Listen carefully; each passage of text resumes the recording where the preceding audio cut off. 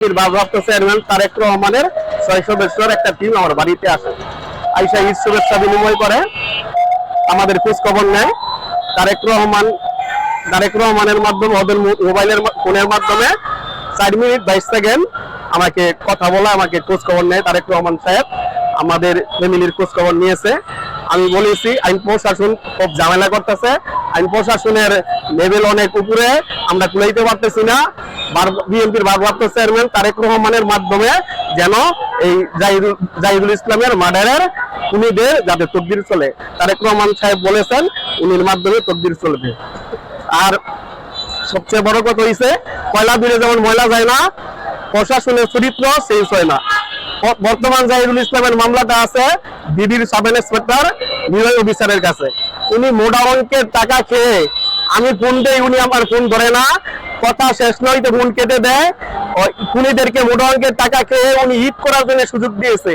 আমি বলেছি খুনিদের যার অবস্থানে আছে আপনি অ্যারেস্ট করেন, উনি আমার ফোন কেটে দেয়। উনি মোটা অঙ্কের টাকা খেয়ে এই জাহিদুল ইসলামের খুনিদেরকে অ্যারেস্ট করতেছে না। আমরা 48 ঘন্টার ভিতরে যদি জাহিদুল ইসলামের খুনিদের অ্যারেস্ট করা না হয়, আমরা 10,000 জনতা নিয়ে ডিসি অফিস ডিসি অফিস এবং এসপি অফিস আমরা ঘেরাও করবো। উনি আওয়ামী লীগের দোষারোপ, তারা প্রকাশে দিতেছে, ডিবির কাছে মামলাটা আছে। এখন পর্যন্ত ডিবি অনবন্ধ একটা আসামি ধরে আমাদের জানায় না, আর ডিবি এদের কাছ থেকে টাকা খাইয়া আমাদের উল্টো আরো ফাপড়ের মাধ্যমে রাখছে। পুরা মাঠে ছিল জাহিদুল। 5ই আগস্ট থাকার পরে যে সময় দেখছে বিএনপির জয় খাওয়ার অবস্থান, তারে বাড়ির থেকে ডাইকে নিয়ে আওয়ামী লীগের খুনিরা তাকে রাত্রে কোপায়া গুলি করে মাইরা লাইছে। তারপরে আমরা মামলা করলাম, মামলা করার পর থেকে এখন পর্যন্ত প্রশাসনে কোনো আসামি ধরতেছে না, প্রকাশ্যে আসামিরা ঘুরতেছে। রূপগঞ্জ উপজেলা ছাত্রদলের 2 যুগ্ম আহ্বায়ক ছিলেন জাহিদুল ইসলাম।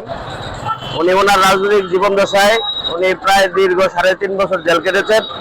আন্দোলন সংগ্রামে সক্রিয় ছিলেন।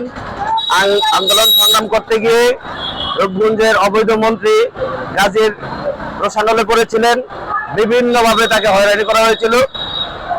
সে ছিল আওয়ামী লীগের আতঙ্ক। তাই 5ই আগস্ট ঘাতকরা সুযোগ নিয়ে তাকে নির্মমভাবে হত্যা করেছে। আমরা 16 আগস্ট সোনারগাঁ থানাধীন আমরা একটা মামলা দায়ের করি, কিন্তু প্রশাসনের দৃষ্টি আকর্ষণ করেছি। আমরা বারে আমরা প্রতিনিয়ত প্রশাসনের দৃষ্টি আকর্ষণ করছি।